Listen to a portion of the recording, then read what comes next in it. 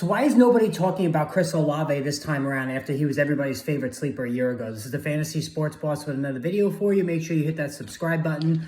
So Olave is an interesting case study to me because last summer, and I can include myself in that, everybody wanted Chris Olave. He was an emerging talent, obvious talent, one of the best route runners coming out of the draft, out of Ohio State, the wide receiver factory that school has become.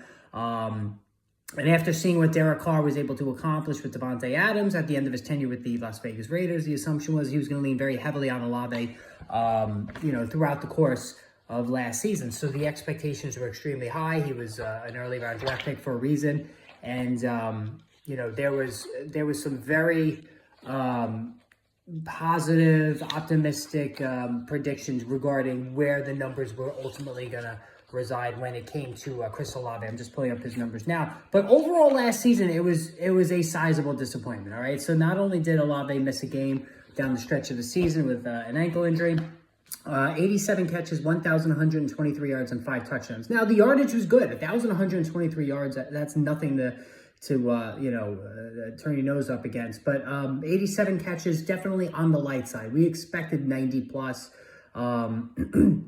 Still, that was a solid total. The problem with Olave, he had the worst air yards conversion rate in the entire league, right? So he left a ton of yardage on the field last season.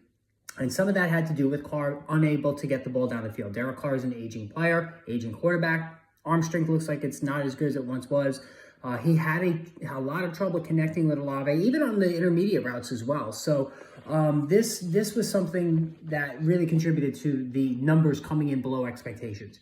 Now, with that said, I'm fully back in on Olave again this season for a number of reasons. One, you got to think the chemistry is going to be much better. Two, there is nobody else in this offense. Michael Thomas is gone. Rashid Shaheed is a hit or miss, boom or bust kind of guy from game to game. Taysom Hill, it's fun once in a while, but there's no consistency there. The tight end position, they get some Juwan Johnson that will help occasionally, but there's nobody. The cupboard is bare, right? I mean, there's just nobody to throw to. So you got to think that Carr, other than checking down a million times to Alvin Kamara, is going to look at Olave a lot.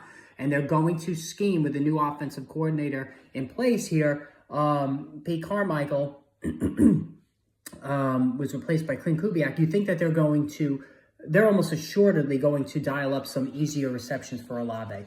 And the best part here is that Olave's ADP is now in like the late second round, early third round range, which to me, it's going to settle in that probably mid to late second round. But that to me is a really good spot to take him.